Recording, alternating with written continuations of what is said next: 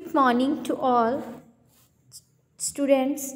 Today we revise the chapter number 10, History. The name of the chapter is Displacing Ingenious People. Displace, that means to say remove karna. Okay, remove out of the place. Ingenious people, ingenious that mean to say native people. Peoples आपको पता है peoples का mean क्या है. So ingenious that mean to say native. So बेटा native peoples कौन होते हैं? Native people that mean to say like बेटा वो लोग जो एक जगह पे, मतलब जैसे कि the word native means a place where a persons born over lived in. The natives और Australia were known as the अब origins.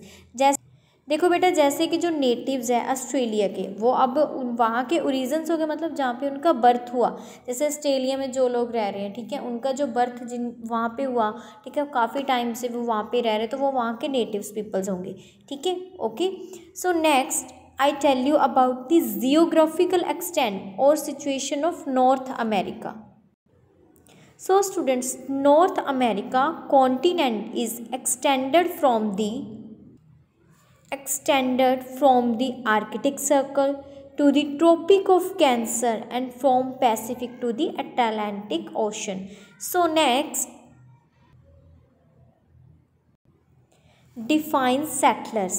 Beta, settlers are the people who have settled at place which is not their native land. देखो बेटा, उनकी बात हो रही है जो पीपल सेटल्ड तो है वहाँ उस जगह पे, लेकिन ये उनका नेटिव लैंड नहीं है. दैट मीन्स ये बर्थ से वहाँ पे नहीं रह रहे हैं. जैसे कि बेटा, मतलब मैंने आपको पहले भी ये चैप्टर जब करवाया था, आपको बोला था कि यूरोपियन पीपल्स के बारे में. जो यूरोपियंस थे वो अमेरिका में आके रहने लग गए थे. ठीक है, किस लिए रहने लग गए थे? क्योंकि उनको ये लग रहा था कि अमेरिका के पास काफ़ी गोल्ड है, ताकि वो चाहते थे कि यूरोपियंस, मतलब यूरोप को और ज़्यादा वो रिचर बना दें अमेरिका से. इसीलिए मतलब जो सेटलर्स वो लोग हैं are those people who have settled at place which is not their native land. The term or concept settler is used for the Britishers in Ireland. ये किन लोगों के लिए यूज़ किया जाता है बेटा? जो ब्रिटिशर्स हैं, आप देख रहे हो आयरलैंड की एक पिक्चर है.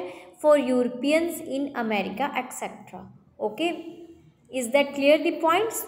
द टर्म सेटलर्स मतलब वो लोग हैं जो मतलब एक पर्पस के लिए, ट्रेड के लिए, मैंने आपको पहले भी बताया था कि जो यूरोपियंस थे वो ट्रेड के लिए अमेरिका में गए थे. ओके, आयरलैंड में जो गए थे. नेक्स्ट है आपका who discovered America and when. मतलब डिस्कवर्ड, खोज है जो अमेरिका की किसने की, एंड कब.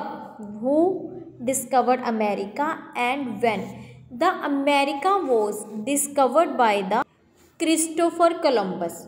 Okay, who was discovered the America? Christopher Columbus. And the Christopher Columbus was born in 1451. Okay, जो क्रिस्टोफर कोलंबस था उसका जो बर्थ हुआ था 1451 में हुआ था. इसने जो अमेरिका को डिस्कवर्ड किया था. So he is a Christopher Columbus. You saw the picture, the Christopher Columbus and discovered America in 1492. 1451.